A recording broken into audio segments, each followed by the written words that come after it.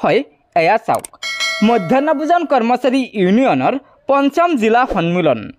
তলত কৈছে CITUৰ অন্তৰ্ভুক্ত ইউনিয়ন সদৌ অসম মধ্যাহ্ন ভোজন কৰ্মচাৰী ইউনিয়নৰ এদিনীয়া জিলা সন্মিলন স্থানীয় পেঞ্চনাৰ ভৱন ডিব্ৰুগড়ত পুৱা ৯:৩০ বজাত পতাকা উত্তোলনৰ মাজেৰে কাৰ্যসূচী আৰম্ভ কৰা হয়।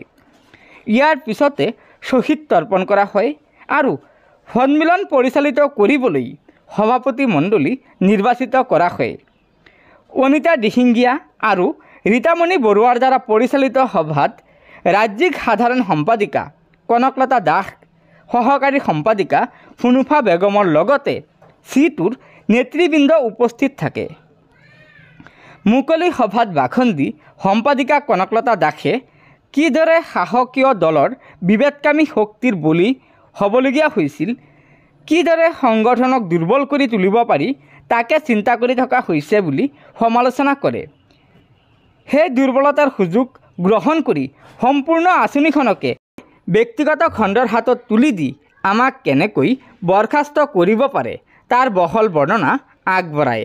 লগতে যিসকল কুচক্ৰান্তত চৰকাৰৰ কৌশল আংশিকভাৱে কাৰ্যকৰী কৰাত সফল কৰি তুলিলে আজি অসমৰ চাৰিওফালে ৰন্ধন কৰ্মীসকলে নিজ অভিজ্ঞতাৰে প্ৰত্যক্ষ কৰিব পাৰিছে।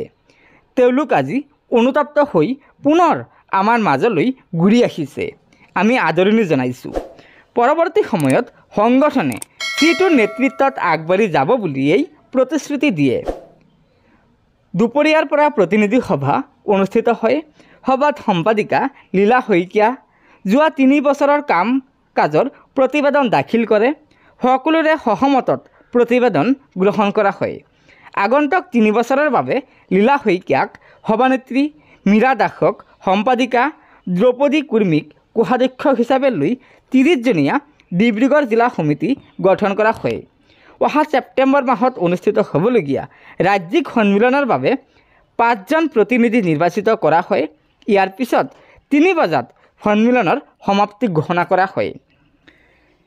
গতিকে বাইদেউসকল, আপোনালোকে নিশ্চয় জানিব পাৰিলে যে সদৌ অসম মধ্যাহ্ন ভোজনৰ ৰন্ধনকৰ্মী সহায়িকা সন্থাৰ সম্পাদিকা কনকলতা দাসে মন্তব্য আগবঢ়াই কয় যে শাসনত থকা বিজেপি চৰকাৰখনে যদি সমগ্ৰ অসমৰ ৰন্ধনকৰ্মী সহায়িকাসকলক চৰকাৰে ভাগ ভাগ কৰি ৰাখিব পাৰে তেন্তে অতি শীঘ্ৰে ৰন্ধনৰ কাম এই অক্ষয় পাত্ৰক ঘটাই দিব পাৰিব বুলি সন্থাই দাবী উত্থাপন কৰিছে।